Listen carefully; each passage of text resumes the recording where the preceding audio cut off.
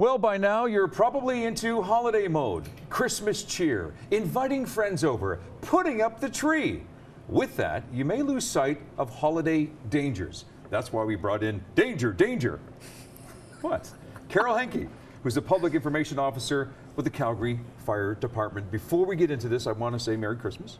Merry Christmas to you. Merry, too. happy, safe Christmas. Yes, that is the key. Didn't quite happen at Spruce Cliff last night, or yesterday. We hear of a fire that took place, and from what we're hearing, maybe correct us if we're wrong, is because there was no smoke alarms? So that's a preliminary? I mean, we are fortunate that they got out, that you know, they were awake and recognized something was happening. But smoke alarms are your first line of defense. If there's a fire in your home and you're sleeping, that's what's going to let you know that you need to get up and get out quickly and safely.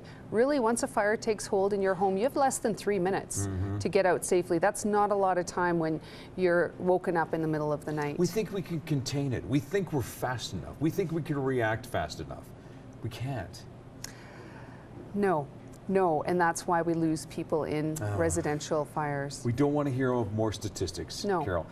One of the statistics that you'll find as well, too, which is quite alarming, it has to do with Christmas trees, of course, over the holidays and the dangers. I have some video that you sent us, and it actually is very dramatic video. Two trees, two Christmas trees, and one of them, the one on the one side here, is, as we can see, it's on fire, but this is the one that has no. Maybe explain the video to us. So one is a tree that's dried out. I'm guessing the one on the left.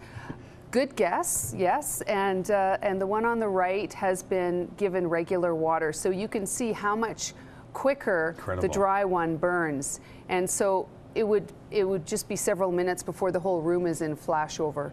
So, which means everything in the room ignites. And that's only 30 seconds elapsed. Exactly. That was 30 seconds. Yeah. And again, going back to your point again about 3 minutes, 3 minutes to get out. Yeah. That was 30 seconds. Yeah.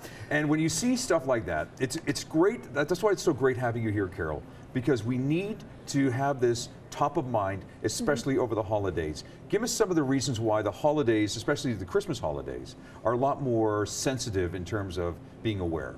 Well, you know, we're all busy.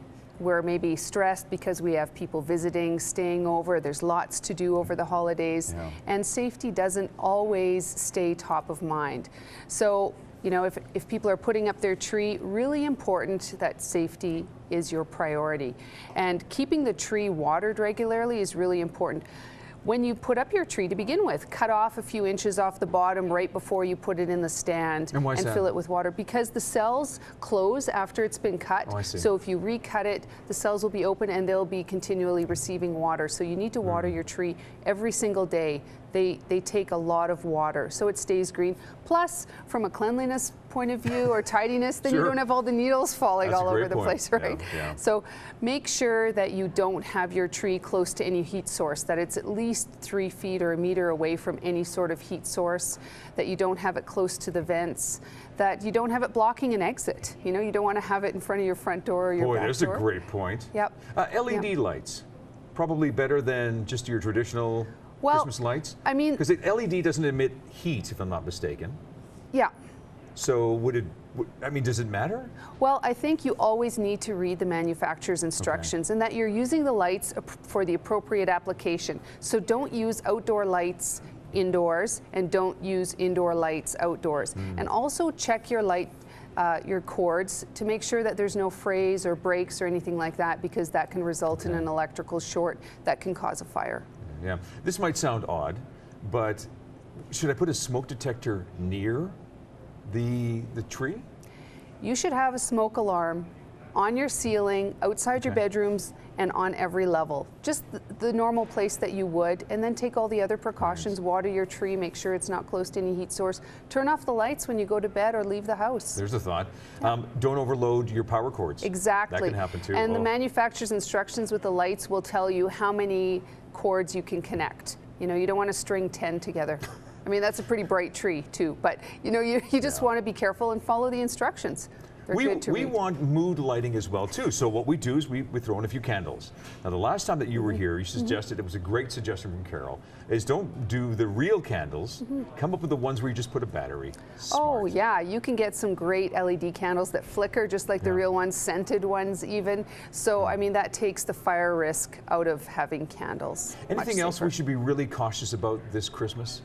You give me some great suggestions. Well, if you're having guests stay at your home, make sure they're aware of your escape plan. Oh, there you go. How to get out, that people even can thought get about out that. windows, doors, and that they know where the meeting place is and the number to call. Maybe they're coming from another country and they don't know what the emergency number is.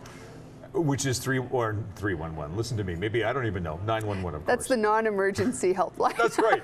That's right. That's the one that Phoenix calls all the time. Great ideas. The key is let's be safe. Let's be aware. Yes, we're having fun. Maybe a little extra Christmas cheer in our daily routines. Yeah. But be aware because we don't want to be a statistic. No, we don't. We want everyone to have a safe and happy Christmas. You as well. Yes. Thanks, Carol. Thank you. Next time we'll bring in one of these trees. Before and after. Maybe not. Public Information Officer with the Calgary Fire Department is Carol Henke. Thanks as always. By the way, you can also go to their Twitter account, CGY Firefighters. Still to come, theater basement gets deranged? We'll explain. First, here's what's happening in and around Calgary. This is Trending on Shaw.